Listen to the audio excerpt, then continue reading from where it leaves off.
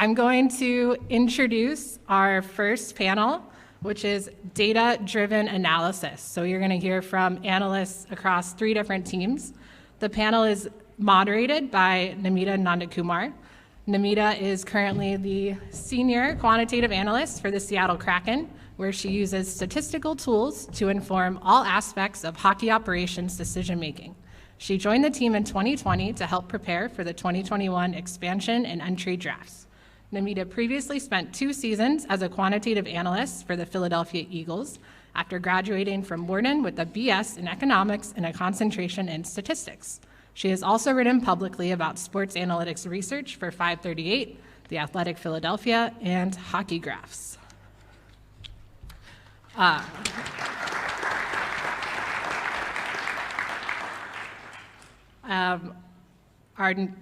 first panelist is, I feel like I'm introducing on a game show right now. Come on up. Dani Chu. Dani Chu is a quantitative analyst with the Seattle Kraken, where he has worked for the past 3 years with the research and development team to develop player evaluation metrics, produce coaching reports, and support the hockey operations department. In 2020, he graduated with his master's in statistics from Simon Fraser University.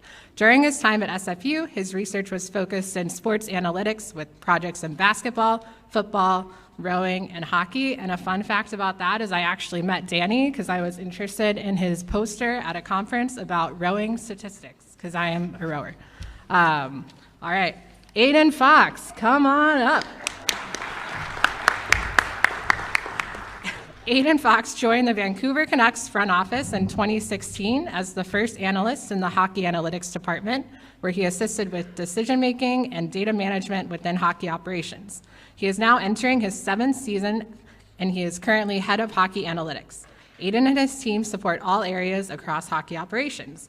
This includes analyzing player personnel for Canucks management, evaluating team performance, and scouting opponents for the coaching staff, and identifying and contextualizing player performance with the scouting department.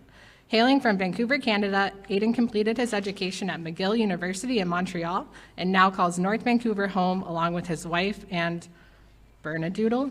Say that? Yeah. All right. Arik Parnass, come on down. Arik is a Stanley Cup champion. He didn't put that in his bio, but I'll say that. He is currently in his 7th season with the Colorado Avalanche and 2nd as its director of analytics. In his role, he manages the team's hockey analytics personnel and oversees the communication of statistical research and findings to the team's decision makers, while also providing supplementary live and video scouting. Prior to joining the Avs, he interned for multiple NHL teams and wrote for analytics websites and blogs such as Hockey Graphs, Habs Eyes on the Prize, and the Special Teams Project. Namita, take it away. Great. Hello. That works. Awesome. Okay. Yeah. Thank you, Alex. So we're really excited to have these panelists. I would say my main focus is to try to get Dani to say nice things about me. But in addition to that, we'll get to dive into what team analysts really do. So the first question, and we'll go around the horn. Let's start with Arik, maybe. What do you do all day?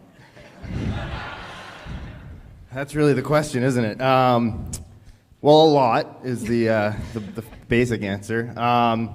So I consider my role primarily to oversee our department, which consists of 3 full-time and 1 part-time staffers. And that means making sure that we have the highest efficiency, most accurate information that we're disseminating to our decision makers, whether it's coaches, management, scouts, basically everyone you could think of, even players.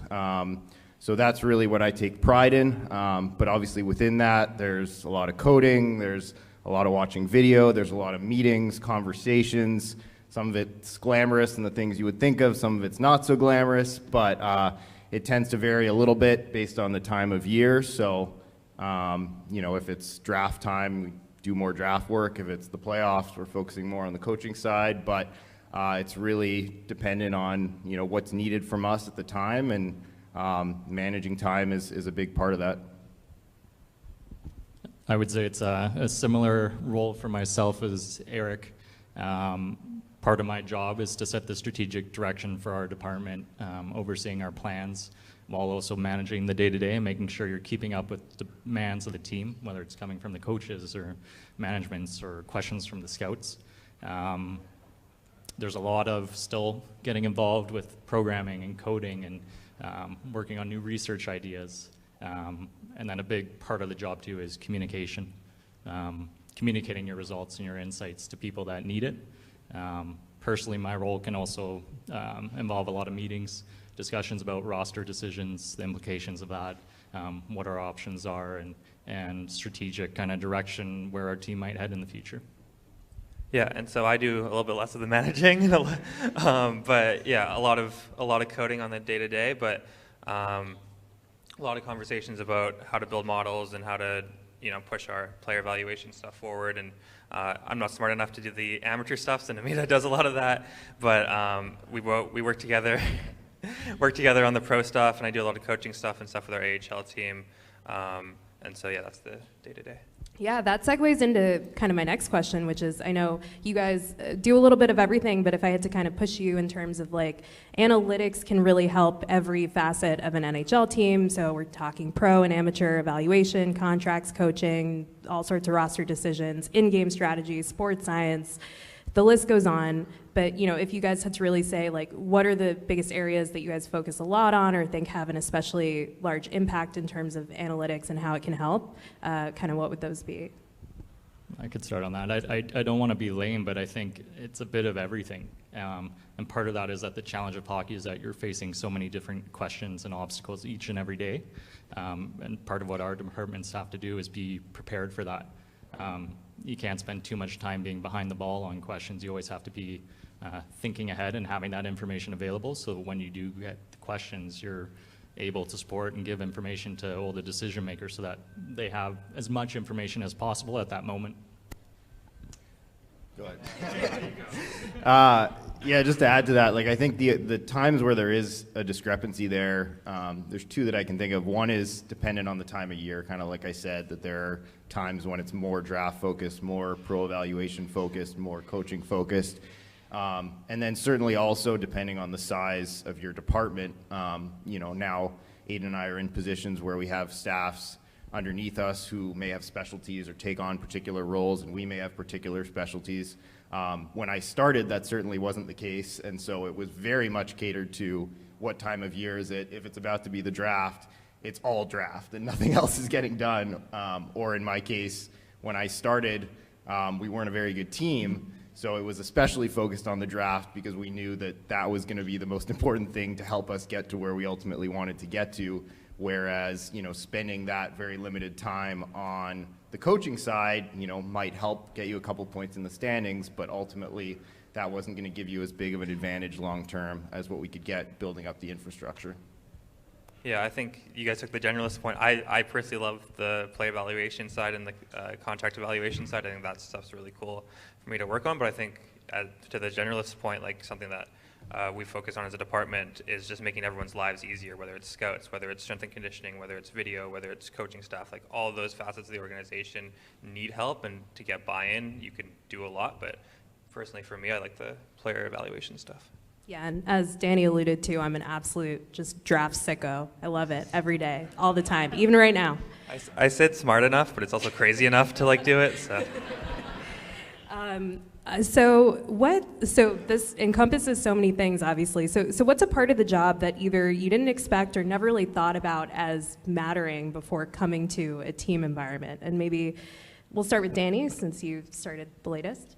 Yeah, I think the technology side, and you'll hear from the panel later today, and I think the creation of tools to make everyone's lives easier. I think we spend a lot of time helping optimizing workflow on the scouting side, right? Like building things to make their lives easier, to make their lives more efficient, to make meetings go faster, because amateur meetings and pro meetings can take forever if you do it in an inefficient way. And so making information concise and available, and then building tools to help us run meetings better. I think that was I didn't even think that was a thing, but there's all sorts of private companies doing it, and then we've taken a stab at doing it internally, and I think it's really helped a lot of our processes, especially through meetings and stressful expansion draft, amateur draft, and trade deadline. I think through all of those types of things, we have tools to help us do those things efficiently. I think a hockey operations group, it's seems like it's just very straightforward that you're going to watch players or you're watching your team and that's kind of it, but it's its own micro company. And what Dani's talking to is that there's a lot of processes and you're always kind of looking for ways to help improve that. Something that maybe was surprising for me is you probably think as you're heading into this job that you're going to have a lot of time to dedicate to a lot of variety of things, but hockey's a fast game on the ice and it's also a fast game as staff. There's a lot of things going on all at once and you have to really react and be quick on the ball.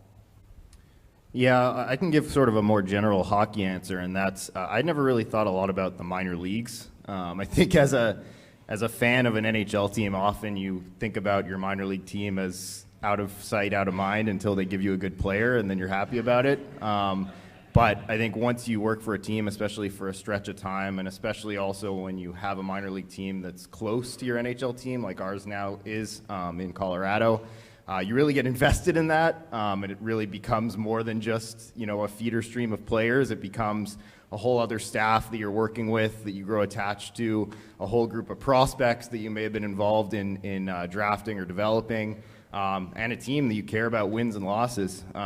You know, and that was something the last few years that, you know, going up and watching those playoff games, there are times when you're just as nervous, just as stressed as you are watching the big club. And, you know, that's not something I ever would have considered would have been a possibility before I got hired. So it's a cool part of the operation that, you know, you really have an opportunity to impact when you work for a team, and I've really enjoyed that.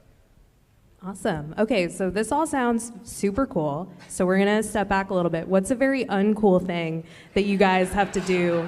I gave them my example, which is because, again, I am a draft sicko. I have to, like, make sure that, like, not make sure, but just notice, like, when their, like, heights and weights are off and be like, can someone look into this and tell me exactly how tall this teenager is?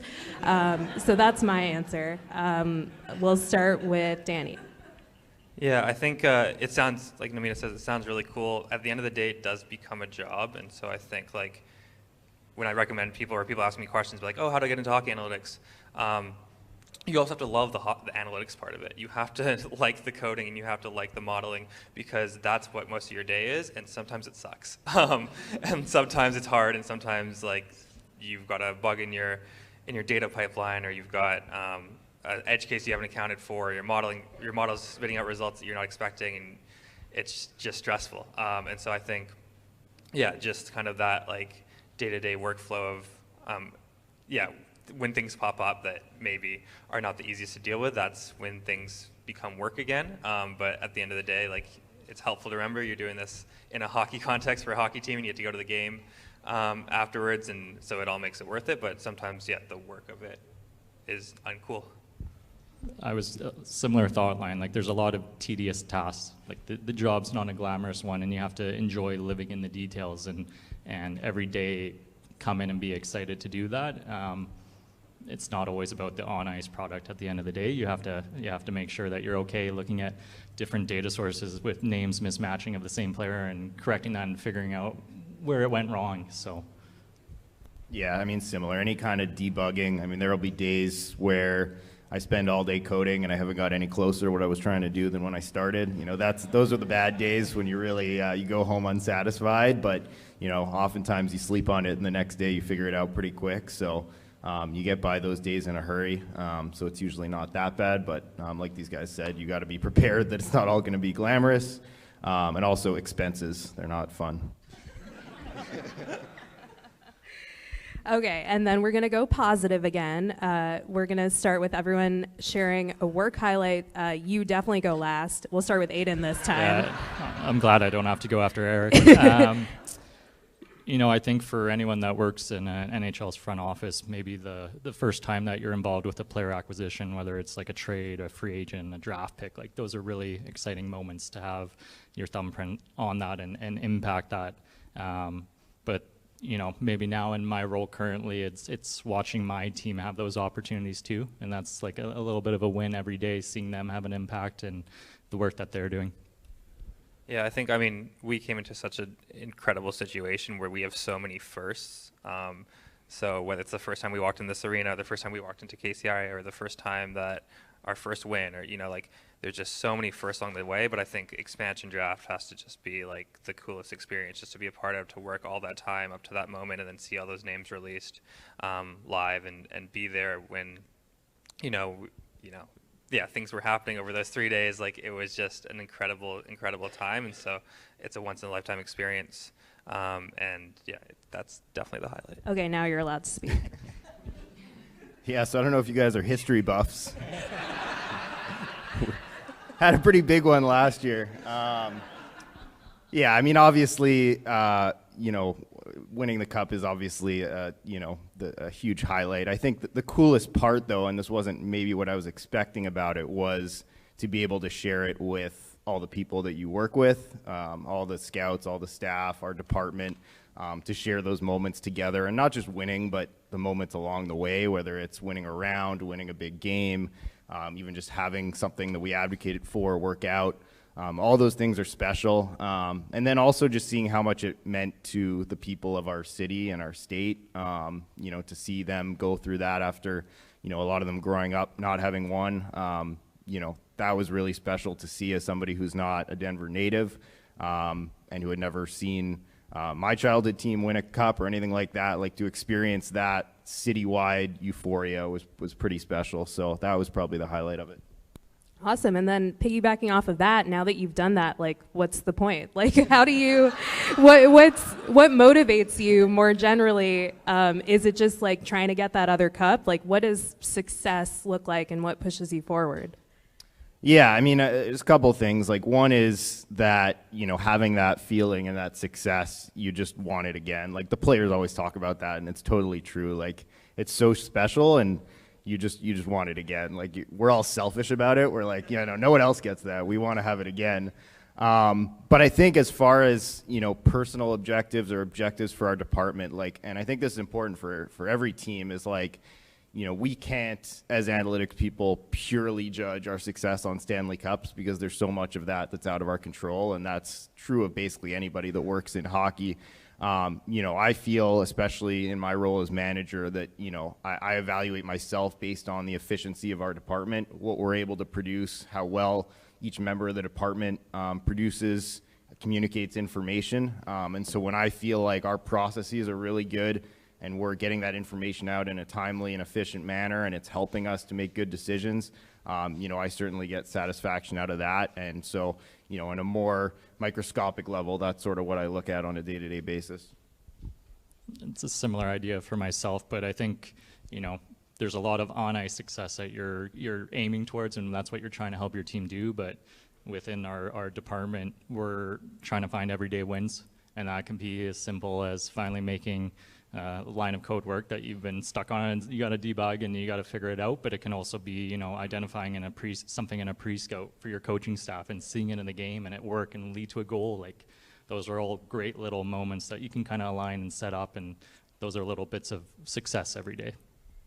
Yeah, for sure. I think, when you see kind of decisions that you've helped make happen out on the ice, so whether that's a player or a coaching decision or whatever it may be, and it can be at the AHL level or the NHL level, or even for Namita, if you draft a player and now they're doing well in their junior league or over in Europe. Like, I think those little wins, they add up, and only one team gets the cup, and sounds like somebody wants to keep it. So, I think it's really important to kind of understand also kind of the randomness of the sport we're in. There's a great paper that evaluates the randomness in sport, and hockey is one of the most random. Basketball is super decisive, and hockey, even if you have the better team, you might not come up with a win every night, and especially in the playoffs, that's true. And so if you're just evaluating your team by how far you make it in the playoffs or how far you make it in the standings, like, there's a lot of randomness and injuries and things that go on, and so you need to find those little wins along the way. And so I think for us, like, having decisions that we helped inform, seeing them out on the ice and seeing them in real life, like, that's the coolest thing. All right, awesome. So I feel like you guys have all alluded to this process of going from lots of lines of code that we're debugging all day to sharing that with the stakeholders and kind of trying to get these recommendations across. So what does that process look like? How do you try to communicate effectively, especially to people who maybe aren't sort of data-driven historically and are kind of being exposed to these ideas for the first time? And what goes into summarizing all of that work for the people who have to make the decisions? And maybe we'll start with Aiden. Communication is key. Like, we could all do our jobs, but if we can't pass on our insights to someone to take action on, like, it's kind of what we're doing is pointless. We'd be in the back room unused. Part of it is kind of building relationships with the people around you, understanding how they interpret information, how they process information. You can kind of reassess that on the fly too, I think, and you can kind of engage with the conversation and look what type of questions they're asking.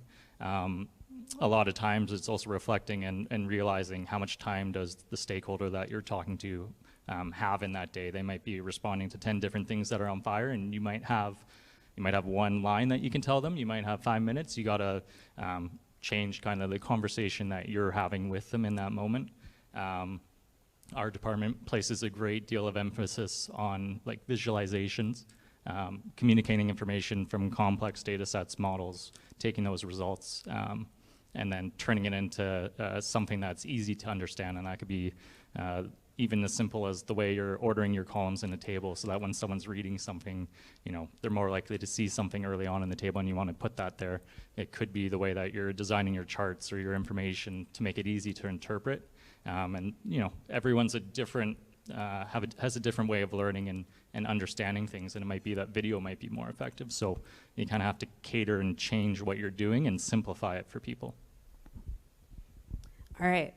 Well, I'm going to ask you, what if we do all of that and then we end up with a different answer than what everyone else is saying? And, there's a cliche that analytics are a piece of the answer, a piece of the puzzle, and you need everything else. And I think we all believe that. But what does that actually mean? What do you do when there's disagreement? Like, do we arrive at the right answers by kind of averaging everything together, or is there a more sophisticated way to look at it? Yeah, really good question. That's really the key to all of it, isn't it? I think, first of all, I like that you said piece of the puzzle and not tool in the toolbox, because that's a personal pet peeve of mine. Because like when I think about tools and toolboxes, and I'm not handy at all, so I'm maybe not the right person to talk about this, but like if I'm going to get a nail into a wall, I'm going to take like a hammer out of the toolbox and I'm going to leave all the other tools in there. And I feel with analytics, like you want it to be a part of every decision. You don't want to look at a decision and say, maybe for this one we should use analytics, and maybe for all the others, So I don't like tool in the toolbox at all. Just going to put that out there. But as far as weighing analytics versus scouting and all the other processes, like I think as analysts, as members of this department, it's really important to have a grasp on exactly how accurate and how good your outputs are in each particular case. So if you're pitching a piece of information on a given player or as an overall takeaway, you have to know how predictive that thing tends to be and how confident you are in that takeaway, and communicate that with sort of an intrinsic margin of error on that decision to help the decision maker know how much they should take that into account versus the other information they're receiving. I think that's a really important piece. It's not one size fits all where analytics is always 40%. It depends on how good what you have is. And I think it's also really important for the decision makers, management, coaches to have either an intrinsic or extrinsic understanding of how that should be weighed in general as well. I'm fortunate to have worked under a couple general managers who I think do a really good job in that regard of understanding that and weighing it appropriately. So it's that sort of push and pull between the department and the decision makers to get to that place of how to weight it. Yeah, I think what's interesting, like the data we work with is hockey data at the end of the day. So like when we're communicating things, like it is hockey, and so there is language that we can use to get our messages across in the same way that the scouts do when they're explaining how to evaluate a player or who a player is. And I think when you're talking about uncertainty, like there's different qualities of data. Like we have really good quality data for the NHL and the AHL and other leagues, but like the lower you go down, like the harder it is to get good quality data. And it's like understanding the uncertainty of your predictive measures is super important when you're communicating, because like if you have worse data, you're going to want to hear more things. And even when you have good data, there's certain types of players or certain situations that are going to be harder to predict. And so understanding where those things are and listening and hearing, hey, are there places where we disagree a lot? Because at the end of the day, like, we'd be pretty bad at our jobs if we disagreed with the scouts all the time. Like, there's probably like 85% of the time where you agree. And so you're really arguing in these like really small areas, and so that's really interesting because like when we both agree, it's just like a no-brainer. And otherwise, we need to sit back and be humble and say our stuff isn't perfect either. Like the scouts, we really trust them. We read their reports and see what they say, and they're really good at their jobs. And so when we're weighing them back and forth, like understanding of, okay, we're in this disagreement area, like, where could our stuff go wrong? Where can our stuff get tricked by events, and trying to fix that and model it better, but number two, like taking into account that other information. I think just piggybacking off that too, when you're in conversations with whether it's management or scouts or coaches, whatever stakeholders in hockey operations, probably the feeling that you want us to always have an answer ready. And sometimes when we're discussing these things, we might get challenged on something, or we might be asked a question that we haven't considered. And you have to have the confidence to say, I don't know that, or I'll have to go look into that and come back to you on it, and not just kind of engaging and saying, well, this is what this says, because there is a lot of uncertainty in what we do still. I will admit that sometimes I have to say that it is hard to predict what a 17-year-old is going to do 8 years from now. So yeah, I think having that honesty with everyone is important. So this is the cliche section of the panel. So here's another one. The idea that analysts get told, oh, watch the games. I think we all watch the games constantly. But how does that actually impact your workflow? What does that do for your code and for your recommendations? Like, how do you view that information in comparison with all the other information that we use? Anyone can take a stab at this. Okay. Another good question.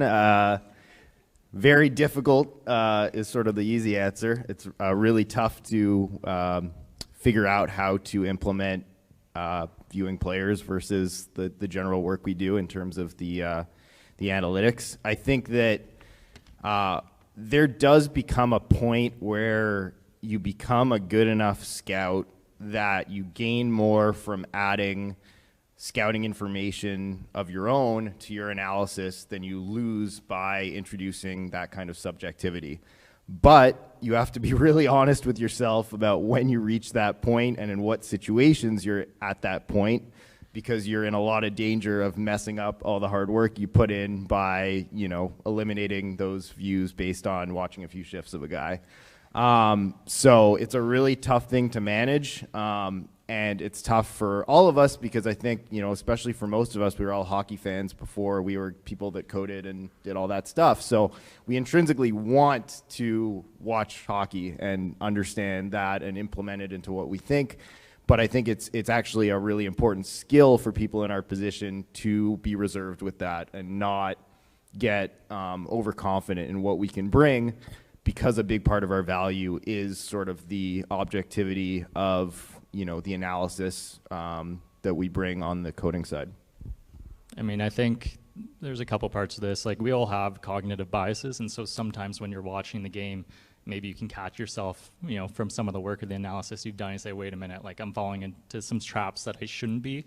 But it is important to watch the game because, you can build out your pipelines and your model, and then you can get to an answer, and without the watching it live, you might actually be missing something. And models can be wrong, and you can think it could be right, but at the end of the day, if it doesn't reflect what's actually happening on ice and you can recognize that, then you got to go back and ask questions again and say, what am I missing in my work?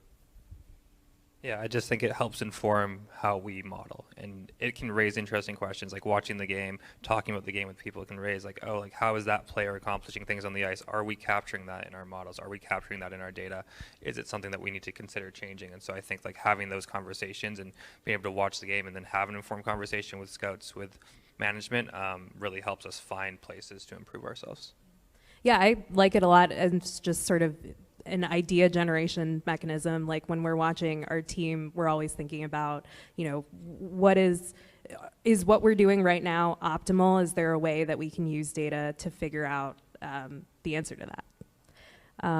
Awesome. So it really, all parts of this are such a team effort. You know, we talked about interfacing with stakeholders, scouts, coaches, everyone. Like, who are some especially kind of helpful and impactful people that you work with regularly who are maybe not directly part of your team that really help, you know, get that message and that impact across? We'll start with Arik, and Dani has a lot of pressure on his answer. You said not part of your team. Well, You're part of my team. You have to say something different, but we'll start with Arik. Yeah, I mean, our whole group's great. I mean, starting with our management team. I mean, Joe and Chris have been super supportive ever since I came in, and open-minded to what we do as a department, basically from day one. And you know, I think it's just grown as there's been trust on both ends as far as what we produce. So it starts from the top there. You know, our scouting group is awesome to work with, and I've got to know them better as I've started to scout more as well, and also gain trust there. You know, and you know, tons of the coaches and staff like that. You know, they're such smart people, and they really challenge you to make sure that all your analysis is top grade. Like, if you go into a meeting with really anybody in hockey and you're not absolutely 100% prepared for any question that's coming to you, they're going to find the one little hole in your analysis, and you're going to be made to look not very smart. So it really forces you to be on top of your game all the time.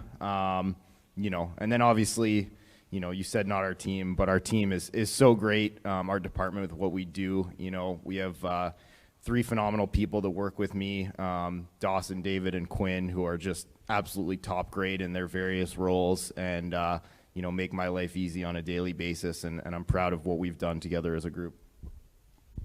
You know, I think it's a collective effort across hockey operations. We had a management change recently. You know, we had Jim, Patrick, Emily come in, who have all been exceptional and helped push us and valued our work. You know, maybe in the past we've had people where we kind of had direct relationships in different departments, whether they're scouts or an assistant coach, that kind of helped you get your message across and bring it to the group. But I think at this point, for most organizations, it's everyone. Everyone's kind of bought in. There's no really resistance to it, and so there's no real one champion that you have in an organization at this point.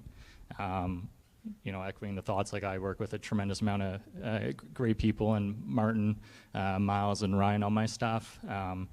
There's a lot of complex problems, a lot of hard problems that you deal with day to day, so you have to have a really great staff that you enjoy coming to work with each and every day. Yeah, for sure. I think that you said nobody on our team, so you're excluded, and you're going to hear about all the other people on our team throughout the day, so I'll leave them out of it. We have so many champions, and I think on our pro scouting side, like Dave Visigio and Jason Botterill, our AGM, have really pushed us and challenged us. But I think our real, like, unsung hero, who you'll hear from today, is Tim Ohashi, our video coach. He came on right when we were kind of building everything. It was pre-expansion draft, pre-coaching staff, so he had some work to do, but he didn't have enough to fill the day, and so maybe he did, but he would join our meetings and really push us and see our results. And he's someone's voice who I really, really trust. When he says, hey, that doesn't line up with what I'm seeing, we really, really listen to that, and we ask, and he'll engage with us because he has such a analytical way to view the game through video, and he's seen so many players in so many games. He's a Stanley Cup champion, like, you know, there's so much experience there, but he really isn't biased in terms of his evaluations for the most part, and so it's someone whose opinion we really, really trusted, and he just, was great to work with, and pushed our stuff so much further than I think it could have gone otherwise. But yeah, I mean, there's so many others that we could go into. I remember Jason Botterill, like, calling out some things during some initial meetings, and again, those things making us better, and not like leaving us, like, keeping that opinion of us that, like, we had got that thing wrong, but, like, helped us improve, got us better, and then challenges us constantly and pushes us to get better as well. That was really interesting. I mean, you didn't like give me any compliments, but it's fine. We can move on. Following your rules. They broke your rules. I'm following the rules. We are transitioning to some nerdy questions. So first of all, when we're talking about coding, what are the tools and languages that everyone uses on a daily basis? We'll start with Dani, because I know the answer already, but you can kick us off. Yeah. Our studio and like Tidyverse, and that's like kind of the R universe, and then a lot of SQL recently, and we've gone into some kind of data pipeline stuff with like Airflow and and a little bit of Python.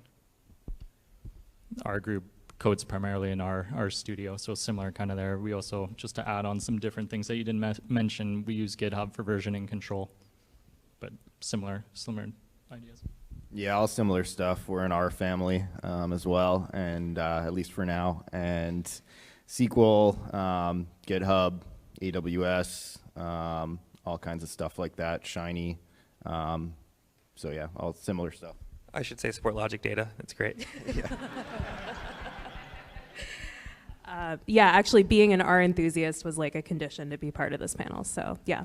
And what are kind of, I think we've alluded to this throughout the panel, but just in terms of like working with hockey data specifically, like what's hard about that, maybe in comparison to other data sets, or just in general, what do you think are kind of the biggest challenges, like when you spend a whole day coding something and you don't get any closer to the answer, why is that? Yeah, I mean, I think the biggest challenge for hockey as a sport is just how fast and chaotic it is. Like, it's just so difficult to even clean data to the point when you're taking it from its rawest form to figure out like a basic event. Like, let's say a puck battle. Like, what is a puck battle?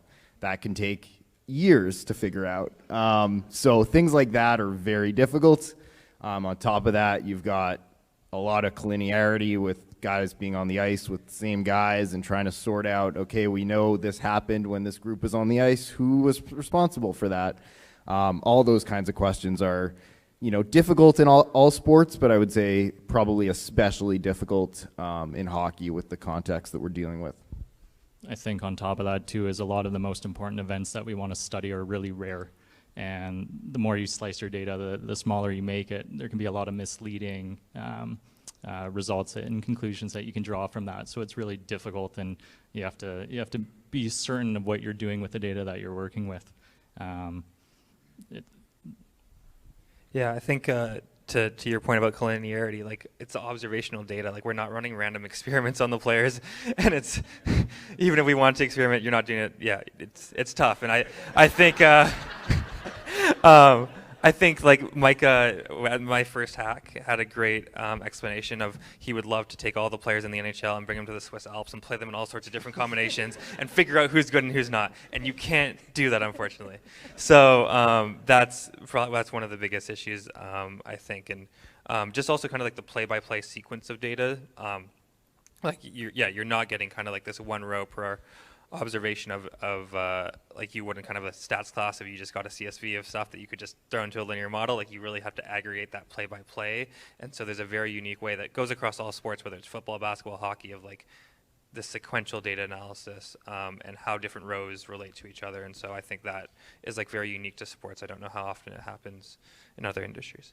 I think just quickly jumping back also to something Arik said is like definitions of events, and what something may mean to our department might mean something different to other people in hockey operations, and having that consistency in the standard that's set from that so that everyone is, for the most part, agreeing on what something means as you're working through these problems. I feel like such a great example of that is like, what is defense? Like, is defense just when stuff doesn't happen against you, or do you have to do something to make defense happen? So that is something that we've definitely discussed a lot. So in terms of, kind of all the data that we work with, I think it would be remiss of me not to mention a really exciting kind of recent innovation, which is, having access to tracking data. What excites you guys about that? And obviously, I imagine you're not going to tell us your exact plans for using it, although if you want to, you can. But what's exciting about it? What do you think it'll impact the most? Yeah. I think, what's exciting about it is that going back in time a bit here, I think in 2007 or so, the NHL started with their kind of play-by-play file, which is about 300 events per game. And then kind of going forward now, 8 to 10 years, teams are working with tracking partners that maybe they log, 3,500, 4,000 events per game. And then you get to the player and tracking data now, and it's, a multitude more than that. And what it's doing is it's filling in a lot of the holes in the evaluation of hockey that we're missing from these other data sources. So that's kind of what's exciting about it. It's tricky because, there's 12 skaters on the ice, there's a puck, there's a lot of movement, interactions, and it's tough to distill it out and make it actionable, but that's kind of the challenge that all our departments are facing. I think something exciting, hockey evolves regardless of data being involved or not. Hockey has evolved over time.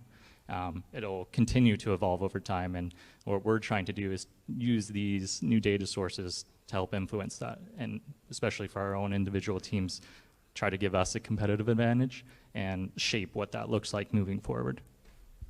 Yeah, I think to be very general, like defense and goalies, I think are super exciting to think about with tracking data. It's just filling in a lot of those holes, like you said, of knowing where people are when they don't have the puck, and I think that's really important for both of those evaluations. So I think that will be very cool, and yeah, it's a huge data set to work with, and I think there's a lot of time before you can, if you want to look at year to year how stable your metric is, like we only have, not that many years, right? And so it's going to take some time before you can be really conclusive and confident in it, but also you're getting so much more data that you might be able to understand its reliability kind of in season from game to game, and so I think that's cool too. Yeah, I think there's two categories of things that are exciting about it. One is just making the things we already do better, more precise, more accurate, having all that information about where everybody is on the ice at all times is exciting. And then there's sort of the great unknown of, who knows where we're going to go with this, but at some point, we're going to be sitting in an office and somebody's going to have an idea and we're going to test it, and it's going to, find something that nobody had thought of or that sort of comes with an unintuitive takeaway. So that's also exciting that we just have no idea what it's going to be, but at some point that's going to happen. Yeah, I think we're all definitely really excited. I think a point that Dani brought up earlier is still like super salient as we look to more granular data, like tracking data, is like we still don't have, every possible combination of things that could ever happen. Like no matter how detailed or amazing it is, we're still limited by these are the line combinations tonight, and like these are the sort of players we're going to see in this order. And so, there's never going to be a data set that's like perfect and beautiful and allows us to be perfectly certain about everything, but obviously there's a lot to look forward to with that, I think. So here's kind of more of a logistical question. So I think, I'm sure that like since you guys started with your teams to now, you're probably better analysts, you know more what to look for, maybe you've gotten better at coding. So how much of your time is spent kind of doing new things versus iterating on old things? And what does that iteration process look like? And also, what if it radically changes some recommendations? Like, how do you deal with all of that? Let's start with Arik. Yeah, I think it depends a bit on the time of year. Like, obviously, the off season, you have a little more time to do new projects, catch up on sort of items on your to-do list that you'd like to explore. It's never nearly as much time as you want it to be, and you never get anywhere close to finishing that list. But that's sort of the time where there's more time to do that kind of thing.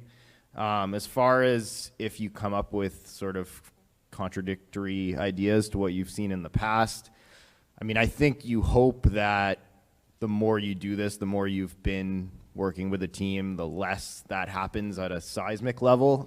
Certainly my first few years there was some of that, and I think you have to be honest with the people you're communicating with about, this type of thing happens, and, this is where we were at, this is where we're at now, this is what it impacts in terms of our plan going forward or our evaluation of different players. But, luckily, I think more recently, we've built it up to the point where those types of changes are pretty minor and are, easier to explain, or just, they don't change things enough to where it's that important. I think on that topic, like generally people are pretty receptive to hearing that if there is a change, if it's improving the outputs or helping your team make a better decision, yeah, maybe you've done it in a certain way up to that point, but they also understand that things evolve over time, and as we do our analysis, maybe there's not gigantic changes over time, but if there's, every 12 to 18 months a small improvement, they're going to be receptive to that, and they kind of understand that at this point, I think. In terms of day-to-day workflow and long-term, just to give an idea of scope, and I'm sure you guys feel the same way, we could probably work for 2 to 3 years on projects that we have queued up right now and still be busy.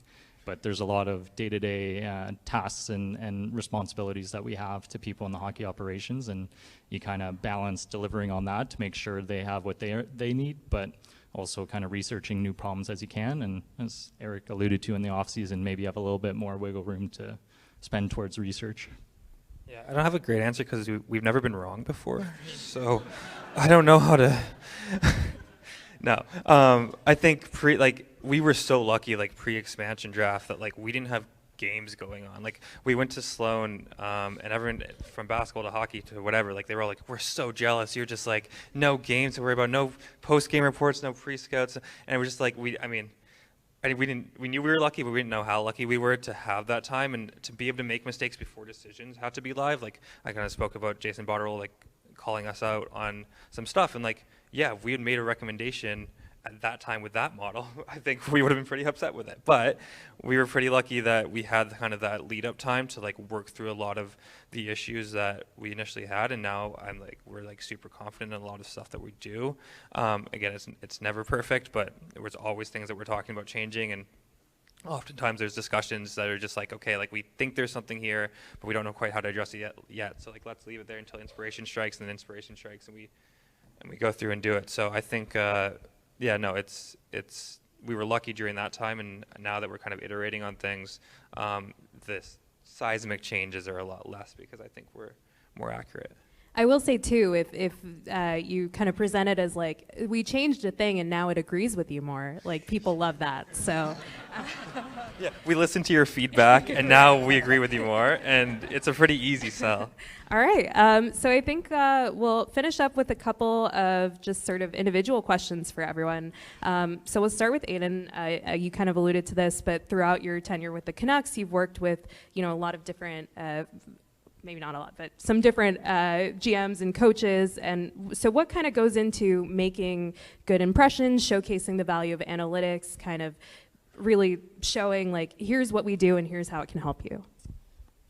That's a good question. I think the basis of that is showing that you're a good teammate and that you're someone that can be trusted, that you're not coming in with your own agenda or hoping to have the loudest voice in the room.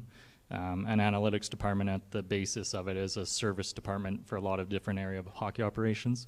So you're there to help them, to help improve their decision making, whether it's just a little bit or a lot. You're trying to help everyone do their job a little bit better. It's not just about what we're finding out in our department. I think, this is my 7th season, I believe, and from the start of when I began with the Canucks, I think analytics, the movement was more about selling it. It was a sales pitch. You had to find people to believe, and maybe it was finding someone that was a little bit lower down in the management structure that could be a champion with you, and you kind of had to build it up. Whereas now, and especially with our new management group, it's a demand, and they expect a lot of things out of you, and they're pushing you, which helps you find new avenues for analysis and reevaluate what you're doing. But it's kind of changed and evolved over time. Cool. All right, Arik, you've worked for the Avs as they've gone from last in the NHL to Stanley Cup champions. How has your role or priorities or perspective shifted as you've gone from basically rebuilding to contending? Yeah, so like I mentioned, when I first got hired, it was much more focused on the future for obvious reasons. It was the draft, player evaluation, less focused on the coaching side, just sort of out of necessity and out of prioritization. And that's sort of flipped now, where we still do spend a lot of time, and luckily we have different people in the department who can spend time on different things, but we have much more of a focus now on how do we get the extra 2% out of the squad we have to try and win those big games in the playoffs, whether it's deployment, pre-scouting, matchups, all that kind of stuff really is priority number one, especially once we get to April and beyond. And so that's been a big change, and I think it's been one luckily our sort of success has been pretty gradual and strangely linear. So we've had time to prepare for that, and it's sort of gone according to plan in that regard. But, the other big change has just been, as I've gone from being a little bit of a lone wolf in the department to having a bigger department, taking on a little bit more of a managerial role and spending more time on doing things like quality controlling to make sure that the things that we're producing from all angles are accurate and concise, and we're communicating them in the best way possible. And that we're just making sure we're pushing the limits of what we can do innovation-wise and things like that. Cool. All right, Dani. Last but certainly not least, so we work for an expansion team. What are some benefits and or challenges, like what's different and interesting about doing that? Yeah, I alluded to kind of the advantage that we had of not playing games and being able to build everything, but one of the advantages is you get to build everything from scratch and spend time on it, and have those voices in from the beginning. And so I think that what was really cool for us is we didn't have scouts who'd been there for 20 years who were stuck in their ways, and you walk into their office and try to convince them of something. Everybody was new to the city, everyone was new to the team. So as kind of people who lived in Seattle, when people came in, we were kind of the experts on the organization, on the business side, on the office, showing them around. And so it just led to creating a really collaborative environment, and I think led to really good relationships with management, with scouts, with the coaching staff. I also think making 30 decisions at one time, and then free agency, and then amateur draft, we got to make a lot of decisions at once, where most teams make 2 trade deadline moves and 2 moves in free agency. I don't really remember that week, if I'm honest. But yeah, the week itself was long and crazy, but getting to make all those decisions at one time, you can kind of see and evaluate everything at once. And sometimes if your off season's only 2 moves, injuries happen or whatever, and how do you see if what you were suggesting works? And so I think getting to make all of those decisions at once really is a cool breeding ground of not exactly bringing everyone to the Alps, Micah, but bringing a bunch of new players to one team and seeing how everything worked. Is everyone was being removed from their situation, now everyone's in a new situation. How did our evaluations and how did everyone's evaluations look on the ice? And I think that was a really unique experience that most teams don't have, that kind of overhaul of players. Awesome. Well, I agree with that. And with that, I am done grilling these guys. So we'll take a round of applause for putting up with all my questions.